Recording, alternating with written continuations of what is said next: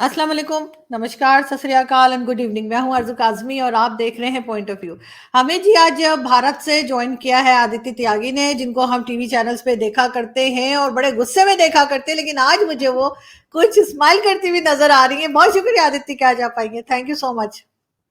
Thank you so much Arzoo for having me on your show and आपकी audience को मेरी तरफ से नमस्कार। और उम्मीद है आपकी ऑडियंस काफी अच्छी महसूस कर रही होगी, अच्छा महसूस कर रही होगी। और आप तो माशाल्लाह एज ऑलवेज रॉक स्टार की तरह दिखाई दे रही है मुझे इस वक्त। थैंक यू सो मच, आप भी बहुत अच्छी लग रही हैं। और आज हम थोड़ा बात करेंगे हिंदुस्तान पाकिस्तान की। तो सबसे पहले तो अगर मैं आपसे पूछूं, आप जैसे मुझे बता रही थी कि कभी आप पाकिस्तान भी आई हैं, आई थिंक 2008 में। कैसा रहा आपका वो विजिट और क्या था, क्या देखा आपने, पाकिस्तानियों को कैसा पाया? ये 2008 में तो आरजू आपकी ऑडियंस के लिए जानना बहुत इंटरेस्टिंग होगा कि मेरा जो पहला स्पेशलाइजेशन था वो क्रिकेट था। तो जब मैं कराची आई 2008 में, तो आपके यहाँ एशिया कप था, तो वही कवर करने के लिए आई थी। तो सबसे बड़ी हाईलाइट तो मैं बताऊं तो मुझे जनरल मुशर्रफ से मिलने का मौका मिला था तब। और पाकिस्तानियों से भी मैं मिली। और एक बहुत ही इंटरेस्टिंग सा किस्सा है, अगर मैं आपके साथ शेयर कर पाऊँ। बहुत ही फनी है, क्योंकि जब मैं वहां पर आई तो जो हमारी जर्नलिस्ट की फ्रेटर्निटी है, उसी में काफी उठना बैठना था। वहां पर जो लोकल्स थे उनके साथ भी काफी एक्सचेंज हुए। तो जब मैं इंडिया वापस आ गई तो मुझे मेरे फोन पे एक मैसेज आया कि वो नाम मैं शेयर नहीं करूंगी कि मैं फलां हूँ और ये नंबर है और इससे हम कनेक्टेड रहेंगे। तो मैंने सोचा कि ये वो जर्नलिस्ट हैं जिनके साथ मैं कराची में मिली हूँ, घूमी हूँ, लोगों से मिली हूँ, स्टोरीज की हैं। तो मैंने उस पर खुशी खुशी लिखा, जी जी बहुत बढ़िया लगा और ऐसा लगा वैसा लगा। तो उसके बाद देखा कि अगले दिन मुझे फोन कॉल आया। तो जिस लहजे में मैं उन जर्नलिस्ट साहब से बात करती थी, उसी लहजे में मैंने फोन उठाया और मैंने बात करनी शुरू की। तो उधर से जवाब आया, जी मैं वो नहीं हूँ जो आप समझ रही हैं। तो आप कौन है जी? जी मैं उसी नाम का एक और व्यक्ति हूँ। आपने हमारी मुलाकात नहीं हुई है, लेकिन मैंने आपको देखा है। तो मैंने कहा आपके पास मेरा नंबर कैसे आया? तो खैर वो जनाब उस सवाल का जवाब तो गोलमोल कर गए, लेकिन फिर स्टोरी ये है कि उन्होंने कहा जी वो मुझसे शादी करना चाहते हैं। तो जैसे ही मुझे ये पता चला, I was not expecting something like that coming, that too from Pakistan. तो मैंने कहा कि नहीं जी, देखें इंडिया में लाइफ अच्छी है, बढ़िया चल रही है और हमको तो मेड इन इंडिया ही चाहिए। तो आप मैं I wish you luck with your search. तो वो जनाब कॉल करें जी, रोज उनका कॉल आ जाए, रोज उनका कॉल आ जाए। तो 4-5 दिन चला। तो अभी आपने थोड़ी देर पहले मुझसे बोला था कि कैसा आपका एक्सपीरियंस रहा। तो जो वहां पे आपके सिक्योरिटी ऑफिसर थे, उनके साथ थोड़ी सी दोस्ती यारी हो गई थी। तो फिर जब लगा कि अब मामला समझ नहीं रहा कि ये फोन कर देते हैं रोज, और मैं उठा नहीं रही हूँ, लेकिन फिर भी रोज फोन आ रहे हैं 3-3 4-4 बार। तो मैंने वो आपके जो सिक्योरिटी ऑफिसर थे उन्हें कॉल किया और मैंने बोला जी ऐसे ऐसे प्रॉब्लम हो गई, जरा सा आप समझा दें इनको, इनको बोल दें कि मैं गुड लक कह रही हूँ इनकी सर्च के लिए। तो 3-4 दिन बाद फिर उनका फोन आया, उन्होंने कहा कि अब आपको मिस नहीं करेगा कोई। तो नहीं, ये समझा बड़ा बड़ा पाया मेरे ख्याल से। बिल्कुल, बड़ा इंटरेस्टिंग है, लेकिन लोग बड़े अच्छे हैं दोनों तरफ। और बिल्कुल ऐसा होता है कि जो मीडिया पर्सनालिटीज होती हैं उनको अक्सर इस किस्म की कॉल्स आती हैं और इस तरह के फैंस भी होते हैं। और आप तो वैसे भी जब आपको स्क्रीन पे देखें या वैसे मिले तो जाहिर आप इतनी अच्छी लग रही होती है, तो यकीनन वो उन बेचारों का आपने दिल तोड़ दिया, लेकिन कोई ये बात आप नहीं। बहुत ही काइंड है आरजू। मुझे लगता है कि beauty lies in the eyes of beholder. आप बहुत काइंड है मुझे लेके, and I really appreciate that. Thank you so much for being so encouraging and you know इतना अप्रिशिएट करने के लिए।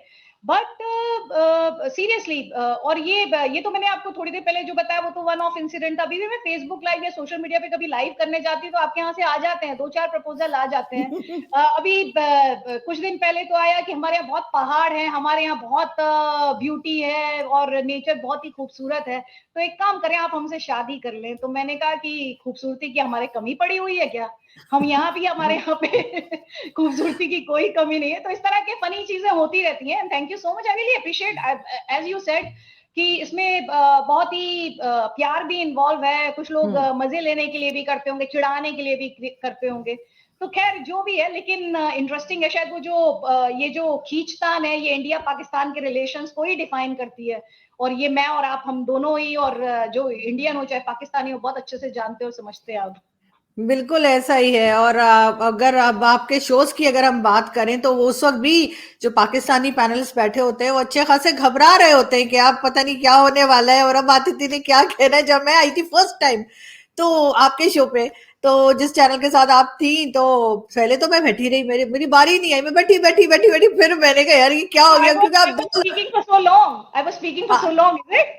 नहीं, आप वो जो दो पाकिस्तानी थे, और एक पाकिस्तानी और एक इंडियन, उनके साथ आपस में लड़े जा रही थी ना, तो मैं बैठ बैठ के बैठ के मैंने कहा पता नहीं मुझे भूल गई क्या हो गया। तो ना वो इस कदर झगड़ा चल रहा था वहां पे कि मैं क्या बताऊं। और मजे की बात ये कि आप बड़ी अच्छे से ना ये समझ रही थी कि कहाँ से क्या चीज गलत बताई जा रही है, तो उस चीज का भी आपको नॉलेज था सारा, तो इस वजह से और शो इंटरेस्टिंग हो गया था। लेकिन अगर हम बात एक्चुअली वो करें, क्या है ना, जी, हमारे यहाँ जो है ना वो रियल हिस्ट्री पढ़ाते हैं, हमारे यहाँ व्हाट्सएप यूनिवर्सिटी नहीं चलती है, तो रियल हिस्ट्री पढ़नी पड़ती बिल्कुल ऐसा ही है। बिल्कुल ऐसा ही है, क्योंकि ना सिर्फ आप बल्कि बहुत से इंडियन पैनलिस्ट और इंडियन जर्नलिस्ट ऐसे हैं जिनको पाकिस्तानियों से ज्यादा पता होता है। जब हम उनके शोज में जाते हैं तो ऐसा फील होता है कि उनको ज्यादा मालूम है, हमसे भी बट आई ज्यादा मस्ट पता गिव है। It to you but you know I must give it to you Arzoo to say कि हमसे ज्यादा पता होता है, क्योंकि अक्सर लोग इस तरह की एम्पैथी या इस तरह की मेच्योरिटी नहीं दिखा पाते हैं।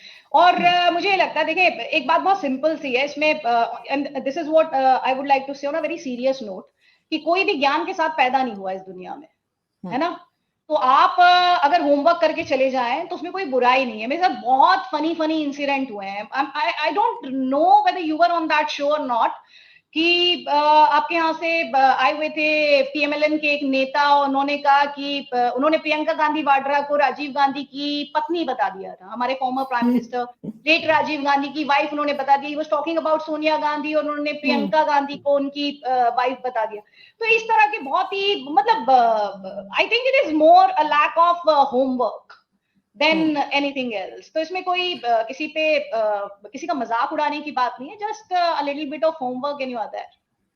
बिल्कुल ऐसा ही है, क्योंकि बगैर होमवर्क के जाते हैं। और फिर अक्सर ऐसा होता है, जो स्पेशली पाकिस्तान साइड से मैं ये कहूंगी कि इंडियन साइड मुझे इतनी कमजोर कभी लगी नहीं इत्तेफाक से, लेकिन पाकिस्तान में ये होता है जब क्वेश्चन करते हैं तो क्योंकि वो टॉपिक पता ही नहीं होता या उसको देखकर नहीं आए होते, तो कहीं यहाँ वहां की बातें शुरू कर देते हैं, और फिर वो पूरा टाइम जो है ना उसमें ही निकल जाता है। तो मेरे एक दोस्त और किया करते हैं इंडियन टीवी से शो, तो उनसे मैंने कहा कि जब ये लोग इधर उधर भटके ना तो उनको कहो कि नहीं पहले जो पूछा वो बताते, बाद में बोलते रहिएगा जो बोलना है। तो मैंने कहा वरना उससे ये पकड़े जाएंगे। तो वो मुझे कह रहे तुम अगर उन्हें पता लगा ना तुम बहुत पिटोगी। तो वो ये लोग हमारे साथ ये प्रॉब्लम है। लेकिन खैर शुरू में तो मैं भी ऐसे मुंह उठा के चली जाती थी, लेकिन खैर अब मैं सही तैयारी करके जाती हूँ। नहीं, लेकिन अगर माशाल्लाह, अब तो आप बहुत ही वेल रेड है और आप बहुत अच्छे से बात करती है। And I really like that you give facts, you know you are factual and logical. जो मुझे आपके मुल्क से कुछ गेस्ट आते, सबकी बात नहीं करूंगी, कुछ बहुत समझदार भी हैं आप जैसे, लेकिन कुछ हैं जो खैर शायद वो एक कंट्री के लिए जो लॉयल्टी है और आपका पेट्रियटिज्म है, तो उस केस में आप कुछ का मतलब तर्क का भी कुतर्क करते हैं, हमारे यहाँ ऐसे कहते हैं, तो शायद वो कोशिश करते हैं। लेकिन so far as you are concerned Arzoo, you are a gem from Pakistan. Thank you so much. अगर हम बात करें डीजीआईएसपीआर की, जिनकी कल प्रेस कॉन्फ्रेंस आई है, और उन्होंने ये कहा कि कश्मीर ना तो कभी अटूट अंग था ना होगा भारत का। उसके अलावा उन्होंने ये भी कहा कि जी हम घर तक जाके मार कर आएंगे अगर हमें जरूरत पड़ी, और इस किस्म की कई चीजें जो उन्होंने कल अपनी प्रेस कॉन्फ्रेंस में कही। अब वैसे तो उनकी आधी प्रेस कॉन्फ्रेंस सिर्फ ये थी जिसमें वो बता रहे थे कि जी पॉलिटिक्स में कोई लेना देना नहीं है, लेकिन बाकी आदि उन्होंने आई डोंट नो क्यों लेकिन इंडिया के ऊपर की थी। क्या कहेंगी आप? पहले तो मैं आपसे ये कहूंगी, जो थोड़ी देर पहले मैं कह रही थी, आप ये चुन चुन कर लाते कहाँ से ये, मतलब क्या ये खास मतलब मैं क्या मतलब, I don't use the word breed, but ये मतलब ये ऐसे स्पेशल लोग आप कहाँ से लेके आते हैं? मतलब ये हिस्ट्री नहीं पढ़ी क्या साहब ने? जो आपके डीजी आईएसपीआर ने हिस्ट्री पढ़ी, इन्होंने नहीं पढ़ी? अभी थोड़ी देर पहले मैं बता रही थी कि हिस्ट्री पढ़ना जरूरी है, तो ये हिस्ट्री नहीं पढ़ते, पढ़ाते नहीं वहां पे जनरल्स को हिस्ट्री? मैं पता पूछ नहीं, इसीलिए पढ़ाते कह ही रही हूँ। होंगे, आई थिंक पढ़ाना तो चाहिए, पढ़ाते होंगे। या फिर ऐसा तो नहीं है कि वो जो 1971 का आउच मोमेंट है, उसके बाद आपके जनरल्स जो है वो पढ़ना ही नहीं चाहते, जानना ही नहीं चाहते? तो सबसे पहले तो मैं ये कहूंगी, आप जब इंटरव्यू करें उनका, and I am sure one day you would, तो आप उनको बोले कि मेरी एक इंडियन जर्नलिस्ट फ्रेंड है, नहीं तो आप मेरी बात करा दें उनसे, उनसे कहें कि एक तो ऑफर है आपके लिए इंडिया से, वो मेरी जो फ्रेंड है वो कह रही है कि वो आपको हिस्ट्री लेसन देने के लिए तैयार, एकदम मुफ्त, और ऑनलाइन दे दूंगी, इंडिया भी नहीं आना है उनको, वीजा भी नहीं लगना है, वो आप मुझसे ऑनलाइन क्लासेस ले ले, जैसे हम और आप बात कर रहे हैं, मैं ऐसे उनको ऑनलाइन फ्री, एक पैसा नहीं लूंगी। तो वो मैं इतनी सर्विस पाकिस्तान को हिस्ट्री क्लास की आपके DGISPR को देने के लिए तैयार हूँ, क्योंकि फिर उनकी इस तरह से इंसल्ट नहीं होगी, क्योंकि पहले तो वो ये भी जाने कि वो कश्मीर की बात कर रहे हैं, पाकिस्तान भी भारत का ही था, पहले तो वो ये जान ले, उनको शायद नहीं पता होगा, तो ये उनको कोई बताता वहां पे, अगर प्रेशर में कोई होता तो आई एम श्योर जिसने खुद थोड़ी सी हिस्ट्री पढ़ी होती तो उनको बता देता कि कश्मीर पे तो जनाब आप बाद में जाएं, यहाँ तो पाकिस्तान ही भारत का था, तो 47 हम अलग हुए, और उससे पहले उनसे पूछ लें कि इंडिया की रिकॉर्डेड हिस्ट्री कितनी है, 5000 ईयर्स की इंडिया की रिकॉर्डेड हिस्ट्री है, और क्या बातें करते हैं। मतलब मुझे लगता है कि अब आपकी फौज के पास, प्लीज मुझे गलत ना लें, लेकिन इतनी जंग हारने के बाद, टुकड़े करा लेने के बाद, और ये देखने के बाद और जानने और समझने के बाद कि इंडिया का जो कद है वो बहुत ज्यादा ऊंचा होता जा रहा है, और इंडिया अब जो गवर्नमेंट है वो बात करती है POK की, वो बात करती है गिलगिट बाल्टिस्तान की,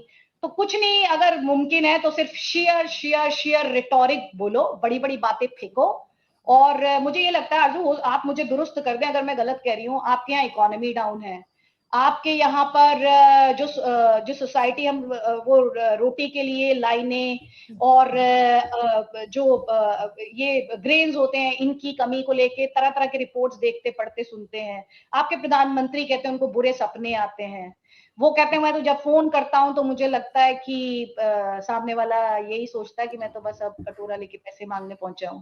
तो जब ऐसे DGISPR इस तरह की, और ये मतलब रिटोरिक, और मैं इसको रिटोरिक भी नहीं कहूंगी, जो फालतू बातें करते हैं, तो सिर्फ ये लगता है कि वो अपने वजूद को, पाकिस्तानी फौज के वजूद को अपनी आवाम में कहीं जस्टिफाई कर रहे हैं। This is what I personally feel.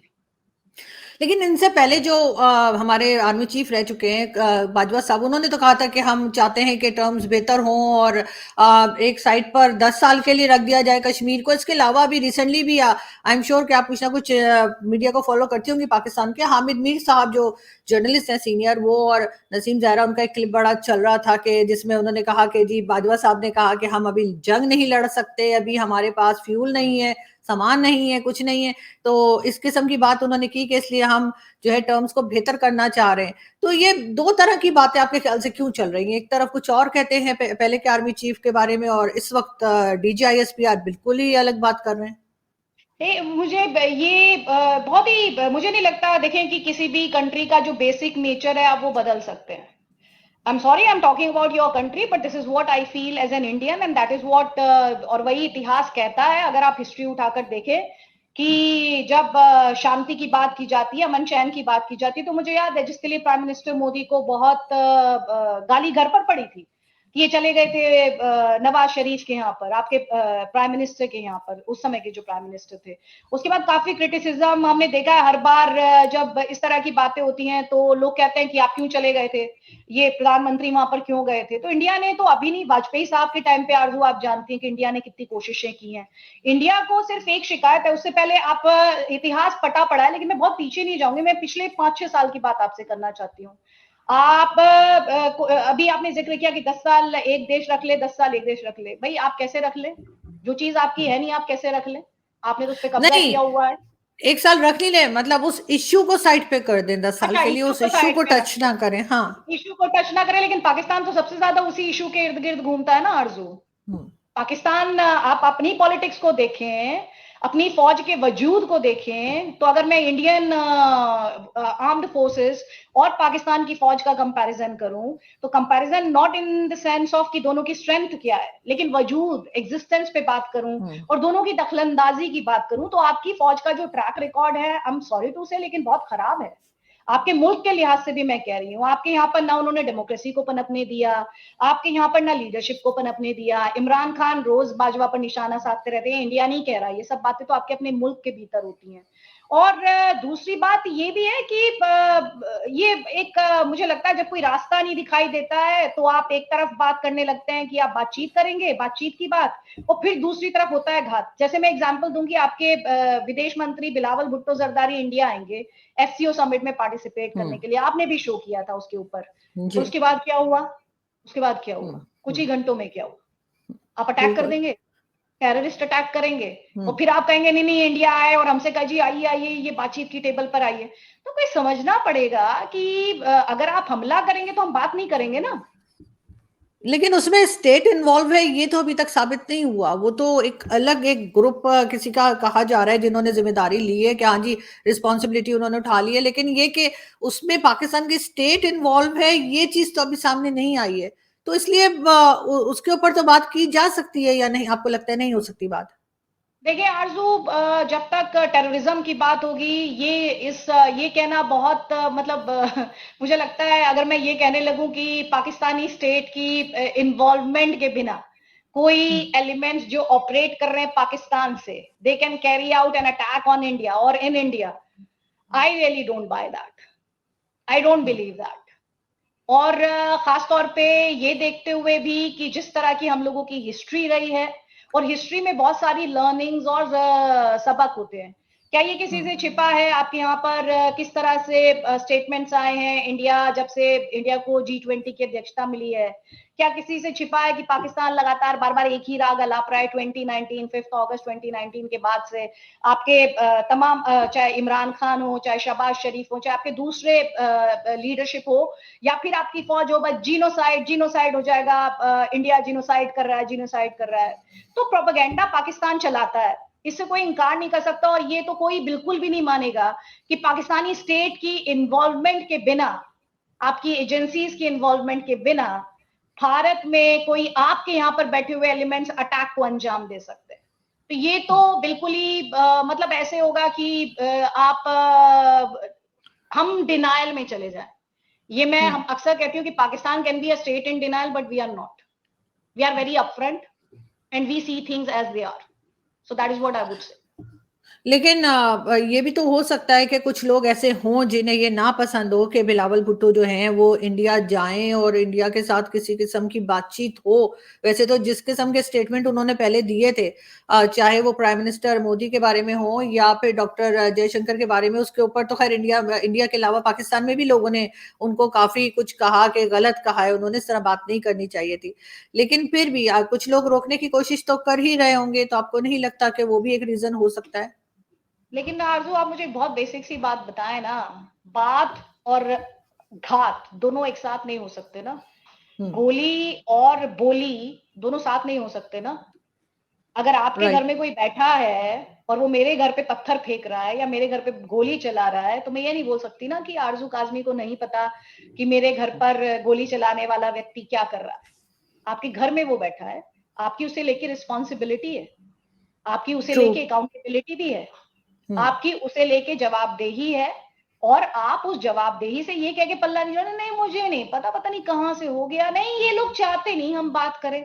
तो फिर तो आप मुझसे ये भी कह रहे हैं कि आप बात मेरे से कर रहे हैं, मैं आपसे बात क्या करूं फिर? अगर आप मेरे घर पे गोली चलाने वाले को कंट्रोल नहीं कर सकते, अगर मैं for a second I believe you, आप नहीं कंट्रोल कर सकती कि जो मेरे घर पे पत्थर फेंकता है रोज आकर, रोज गोली चला रहा है, आप उसको कंट्रोल नहीं कर सकती, तो फिर मैं आपसे क्या बात करूं? फिर मैं उस गोली चलाने वाले का हिसाब करूं? लेकिन अभी तक इंडियन गवर्नमेंट की तरफ से कुछ कहा नहीं गया है, लेकिन बहरहाल इसके ऊपर जरूर स्ट्रिक्टली काम होना चाहिए। अगर हम बात करते हैं हिस्ट्री की, तो हिस्ट्री के नाम से यानी हिस्ट्री कहते ही हमें एक शख्स जहन में आते हैं और वो है तारिक फतेह। और तारिक फतेह साहब का आप जानती हैं कि एक दो दिन पहले जिस तरीके से मतलब उनकी डेथ हुई है, और कैंसर के पेशेंट थे वो। लेकिन बहरहाल मैं तो ये समझती हूँ कि हमेशा वो हमारे साथ रहेंगे, उनकी कही भी बातें, उनकी बुक्स और सब कुछ। आपके साथ भी बहुत शोज किए हैं तारिक साहब ने, क्या कहेंगे आप? सबसे पहले तो Arzoo, I really pray to God that he rest in peace. और दूसरा, मैंने उनकी बेटी नताशा है, नताशा फतेह, उन्हें भी जो मैसेज किया था उसमें यही लिखा था कि तारिक साहब हैज जस्ट मार्च्ड ऑन। लेकिन वो जो उनके आप भी मेरे कई शोज मेरे जिसमें तारिक साहब एज अ गेस्ट रहे, तो मेरे लिए तारिक साहब की मेमोरी जो है वो है उनका वो मुस्कुराता हुआ चेहरा, और पाकिस्तान को आईना दिखाने वाली एक शख्सियत, जिसे किसी तरह का प्रोपेगेंडा और लाइज जो है वो बरगला नहीं पाए। तो ही मेरे लिए वो एक ऐसे व्यक्ति हैं जिसको अंग्रेजी में कहते हैं he would call a spade. तो वो शख्सियत, और बड़े इंटरेस्टिंग इंसिडेंट्स होते थे। अभी भी मैं अपने शोज के बारे में सोचती हूँ उनके साथ, और एंड मुझे मैं शायद उन कुछ लोगों में से होगी जिन्हें उनकी बीमारी के बारे में सबसे पहले पता चला। और वो पता भी कैसे चला कि एक कोइंसिडेंस था कि उनके फोन से मुझे एक बार कॉल आया, सुबह के कोई 4:30 बजे का वक्त था। खैर मैं सो रही थी उस वक्त, तो फिर जब मैं उठी तो मैंने कहा तारिक साहब ने फोन किया है मुझे। तो मैंने उन्हें पलट के कॉल बैक किया, फिर उनके टाइम पे जब उनके यहाँ सुबह हो जाए, वेटेड। तो उन्होंने कहा कि, मैंने कहा तारिक साहब आपने फोन किया? तो बोले कि नहीं मैंने तो फोन नहीं किया। तो मैंने बोला नहीं, आपका तो मिस्ड कॉल आया हुआ है मुझे, दैट टू ISD। तो वो बोले कि अरे नहीं वो गलती से हो गया होगा। तो वो मुझे हमेशा आदित्य बुलाते थे, आदित्य नहीं आदित्य। तो बोले कि आदित्य गलती से हुआ होगा शायद। तो मैंने कहा और आप कैसे हैं? तो उन्होंने बोला कि नहीं अभी प्रॉब्लम्स हैं, and then he told me about his struggles, और जो चैलेंजेस चुनौतियां उनके सामने आ रही थी, और जो उनको प्रॉब्लम थी। और आज मुझे एक, मैं बहुत ज्यादा दुखी हूँ, लेकिन मुझे एक बात का ये सुकून है कि बीते कुछ महीनों में मेरा जो उनसे पर्सनल जो राब्ता होता है वो थोड़ा ज्यादा हुआ। क्योंकि मैं उन्हें हमेशा बोलती थी कि अगर आपको कभी जरूरत हो तो नताशा ना हो तो you can call me, I have ailing parents at home, so I know how our daughter feels and all. तो हमारे बीच उस तरह के इंटरेक्शंस हुए, पर्सनल लेवल पर काफी हुए। तो मैं इस बात को लेके मैं थोड़ा सा सुकून है कि वो चले गए हैं, लेकिन उनकी मेमोरीज हैं, उनकी वो जो शख्सियत और जो बातें, जो लाइन ऑफ आर्गुमेंट आरजू आपने भी महसूस किया होगा, एकदम धारदार, और कई बार बहुत ही टेंस डिबेट हो रहा है और वो आते थे और ट्रैक करते थे, उसके बाद एवरीबॉडी वुड स्टार्ट लाफिंग। हाँ वो बात और है कि आपके यहाँ बड़े सारे गेस्ट थे जो ने गद्दार और विलेन और पता नहीं क्या क्या बुलाते थे, but for us he would always be a hero, son of Punjab. बिल्कुल ऐसा ही है। और लेकिन पाकिस्तान में जो है अगर किसी को गद्दार का टाइटल ना मिले तो फिर हम उसमें शक करते हैं कि इसका मतलब है ये काम ठीक नहीं करा, इसलिए कि सभी को मिल चुका है मुझ समेत। तो इसलिए वो हम लोग उसको फिर बड़ा प्राउडली हम उसे लेते हैं, तो इसलिए हमें कोई परेशानी नहीं है। थैंक नहीं यू नहीं, सो इसमें मच बहुत आदित्य जी। इंटरेस्टिंग है। आरजू जाने से पहले मुझे एक छोटी सी बात और हाँ बतानी है। आपने जो भी बोला ना कि हम इस टाइटल को बहुत ही प्राउडली वेयर करते हैं, तो एक और इंटरेस्टिंग स्टोरी है तारिक साहब से ही जुड़ी हुई, क्योंकि उसी जी। लाइन से कनेक्टेड है। आई हाँ take just 1 minute. Sure sure. Tariq साहब को किसी ने बताया कि कुछ लोग मुझे टारगेट कर रहे हैं और मेरे खिलाफ, ये लास्ट ईयर की बात है, वो मैंने उनका वो मैसेज बड़ा संभाल के रखा हुआ है। तो किसी ने बताया मुझे टारगेट किया जा रहा है, तो हो सकता है मेरे खिलाफ FIR हो। तो उनका मुझे मैसेज आया कि मैंने सुना कि ऐसा हो रहा है, लेकिन मैं तुमसे कहना चाहता हूँ, and he use this word, you behave like a maharani, and it is a feather in your cap, so wear it like maharani. तो अभी मुझे आपकी जैसे आपने कहा कि हम इसे बहुत ऑनर मानते हैं, सम्मान मानते हैं, तो उनकी वही बात मुझे बिल्कुल याद आई। So he was always very encouraging, and exactly. I would say the same for you, that you have been. I really like being on your show, and I have always enjoyed you being on my show. तो आज आपने tables turn कर दिया, आज role reversal हुआ, आज मैं आपके show में आई हूँ, लेकिन very interesting, and thank you so much. I really appreciate this. I really thank you मैं so much Aditya, and I hope कि हम साथ में शोज करते रहेंगे टाइम टू टाइम, जैसे ही आपको टाइम मिला, और हम जरूर बात करेंगे खास तौर पे पाकिस्तान और भारत की। Thank you so much, so kind of you. thank you, thank you. thank you so thank much. You. Thanks a lot. Thank you. Thank you.